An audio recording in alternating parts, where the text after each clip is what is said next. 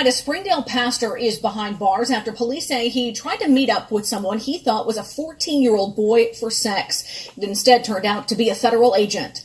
5 News reporter Berea Baker joins us live with the latest and reaction from a family who lives next door to that church. Berea? Hey, Erica. Now, this is the Springdale church where 67-year-old Timothy Lee Redden was serving as a part-time pastor. Now, Redden is facing charges for trying to solicit a teenage boy for sex.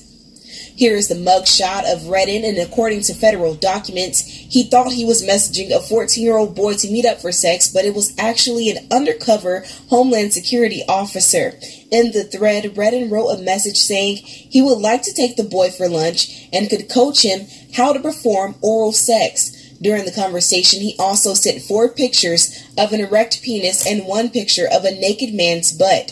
On a website for the church, Redden describes himself as the pastor and part-time teacher at an ecclesia college. A spokesman for the college says Redden had taught some classes at the Christian College in Springdale and was slated to teach another course this fall.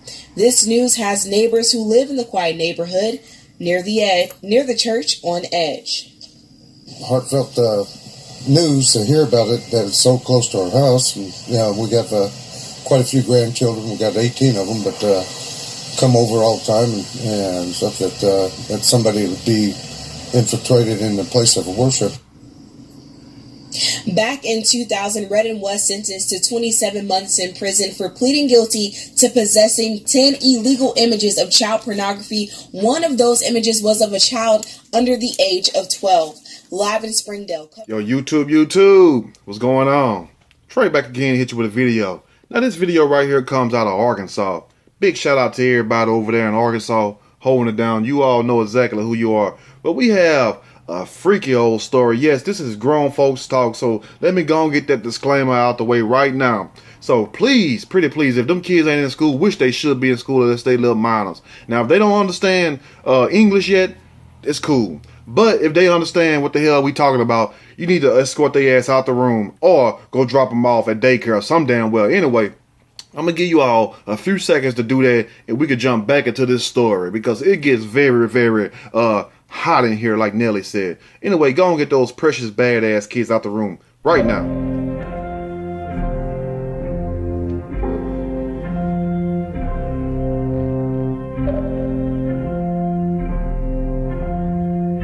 Okay, hopefully they're out the room right now. If they're not out the room right now, tough Double D titty. And since today is Friday and I feel so good, I feel like today is Good Friday for some reason. I don't know. Anyway, we will take a B and a A today. I mean, I got to show love to everybody. I be having people getting on my ass all the time. Trey, why is it only double D's? Why not a D? Why not an A or B? We don't care. Anyway, we have a pastor. Yes, a pastor. And I hate to say a pastor. We just have a man who's professing to be a man of God, just like a lot of them do. And I'm not talking about all pastors. This is not a video to paint a broad brush and make it seems like all pastors are a part of this, even though a lot of them are what we call, what's that word I'm looking for?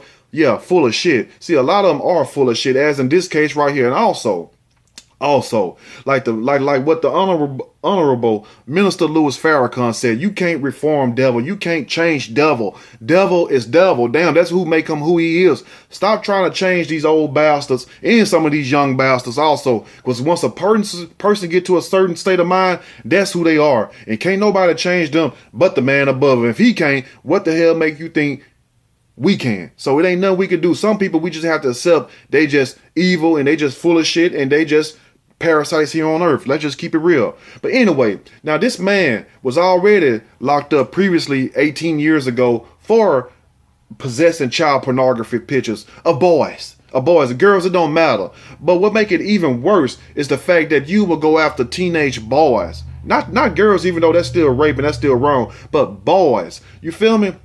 And at the same time, this goes to show you how sick some of these people are, how perverted their mind, just full of perversions and whatnot. For this man to be old as he is, trying to entice a 14-year-old boy, then send a 14-year-old boy pictures of Johnsons, and I'm not talking about tough face Johnsons. I'm talking about penises, if you will, some woods, and also a booty. You know what I'm saying? It's kind of like the same shit I used to get in my goddamn inbox. It wasn't no penises. I guess they figure like, well, he didn't want no penis, but some damn booty. You feel me? And don't want that neither. You know what I'm saying? But anyway, So he gets locked up, do a little bit, he gets out. Okay, so allegedly he changes his life around like they all say. They all sing that shit when they in prison and jail and whatnot. They change their life, and some of them do change their life. And big shout out to them that actually do proceed to change their old wicked ways. But I'm gonna tell you this: if you mess with children and you messing with kids, period. I mean, and you a pastor also, it ain't no excuse for that. There ain't no changing that. That's just who the hell you is. You just a nasty, disgusting ass human being. I'm going to read a snippet from this story and I'm going to give my opinion. Surely as we go. 18 years after child porn conviction. A Baptist. Now, why couldn't it be Methodist or something like that? No offense to my Methodists. Why couldn't it be something else but Baptist? Pastor accused of trying to entice a minor. I bet John himself is mad right now. I'm talking about John the Baptist. Now, a former longtime Southern Baptist preacher whose ministry stalled 18 years ago when he went to prison for possessing child pornography is back in jail. His ass is back in jail. This time for allegedly trying to meet a 14-year-old boy for sex. Let me tell you something. Let me educate you real quick because, you know what I'm saying, not only do we talk about the stories, we also give answers and solutions to the best of our abilities, and we don't claim to know everything. I'm not one of these people who say I'm all knowing. No, I'm not. Not one person on this face of this earth knows everything except for the Most High. You feel me? Not no human being. So what I'm saying is this right here: if this guy did not know any better, why wouldn't he educate himself? And also, if you're gonna practice being a crook, shouldn't you practice also knowing how to dodge the police? Shouldn't you also, even though that's wrong and that's what you do is your business. All I'm saying, you should practice just as hard as they practice to catch your ass. That way you won't be in these situations. And number one, just don't do it. But if you decide to do it, you think you just going to waltz around and tap on the internet, ain't nothing coming back to you. And guess what? When you get arrested for these child sex offenses, these sex offense cases and stuff, they watch you, they monitor you. And some of them even try to keep in contact. So if you get people in your inbox saying certain things, delete their ass. And also, don't even entertain that shit. Don't even entertain strangers or whatnot, because you don't know who the hell you're talking to. Now, Timothy Lee Redden, 67. Look every bit of 87 in the face. Y'all can't say this man do not look 87 in the face. Look like he on his last leg. Now, Timothy Lee, he got too many first names. Sound like somebody who loves some sweet tail. Sound like somebody who likes to dip and dab in a honey jar. 67 years old. What the hell do your old ass want with a 14-year-old kid? You old enough to be this child's grandfather. Man, that is sick right there. He was arrested on August the 3rd on a federal warrant for attempted coercion and enticement of a minor. Yes. According to an arrest documents, Redden messaged an undercover Homeland Security investigations agent posing online as an underage male to arrange a meeting for sex. They pose as males, they pose as females also, but the point is, don't do the shit. That's simple as that. They can pose as a damn donkey. You know what I'm saying? A ass for all I care. The point is, don't do the shit, because the only way the enemy can come in, and I tell you all this, only way the devil, and they also have it with the devil, the vampire. It's an old saying. Some of y'all might not know that. But only way they can come in if you allow them to come in. So you have to open that door first. Keep that damn door closed. Don't open that damn door, because if you open that door and you get to talking to these people, you don't know who the hell you're talking to. Next thing you know, they're gonna be kicking in your damn door, putting a foot up your ass. Now, according to a church website and local media, Redden is part-time pastor of Turner Street Baptist Church in Springdale, Arkansas, a congregation affiliated with the Baptist Missionary Association of America, a network of about 1,200 conservative Baptist churches based in Conway, Arkansas. And if I was them, I would disown him and get as far away as I can from him. Like, he do not have nothing to do with us. We don't even know that guy. You feel me? Now, it is unclear how long Redden has been preaching at Turner Street, but an index of sermons on his pastor blog includes messages dating back as far as 2012. Now, how can you sit up here and spew the truth to the people, feed the sheep, you know what I'm saying, you fake wannabe shepherds and stuff, and you're doing more dirt than people on the damn street? But isn't it also ironic and sad and funny that we have people in the church, and it's not to bash the church, but it's just to show you certain things, you know what I'm saying, that they talk about people in the streets when most of them are just as crooked, if not more corrupt than the people in the streets, and also more messy than the people in the streets. So what the hell do a lot of people go to church for? Can you not see these damn demons for who they are? You feel me? I mean, are they brainwashing you that much where you cannot read and see who they are? That's all I want to know. I mean, certain things, I can understand. But when it comes to molesting children and all these kids and stuff, I ain't got nothing to say to you. The hell with it. I'll let God deal with you. Now, in the past, Redden served Southern Baptist churches in Arkansas and Texas for 3 decades. Damn. Now, 3 decades. Imagine all the damn little boys he done tampered with. Before pleading guilty in 2000 to possessing at least 10 illegal images, including one depiction of a child under 12. What the hell can you do with that? 2 years earlier, he reportedly resigned as director of mission for Central Baptist Association in Benton, Arkansas, after 2 people found child pornography on a computer he used and confronted him over it. Damn. So he's all looking at damn child pornography all at the damn church and every damn where. I mean, the lust don't stop. You feel me? That devil go right in that church and just be just as comfortable as some of you so-called saints also. And some of you real saints, because it's different. You have people who go to church, then you have people who's in the church. Thank you very much. Somebody said it. Now, Redden went to prison for 27 months after admitting to the sentencing judge that he had a weakness. He had a weakness, which means he had a sweet tooth for child pornography, but insisting would never actually molest a child. Saying basically, I would never mess a child. I just love to look at them. This is what he's saying, not me, because I know some of y'all said y'all had my shit twisted up like all some of these other YouTube videos be twisted. I'm like, that guy ain't said that. I seen what he originally said. They be having stuff I ain't even gonna say it. But anyway, this is what he's saying. He said he loved to look at them, but he wouldn't love to molest them. That's some bullshit, and that's just sad, man. Now he blamed his porn addiction on sexual abuse. They always go back to sexual abuse, and true enough, I'm not making fun of anybody who has been sexually abused in the past, one shape, form, or fashion. But we must stop allowing people to sit up here and make excuses for every goddamn thing they do. Yes, and I said got.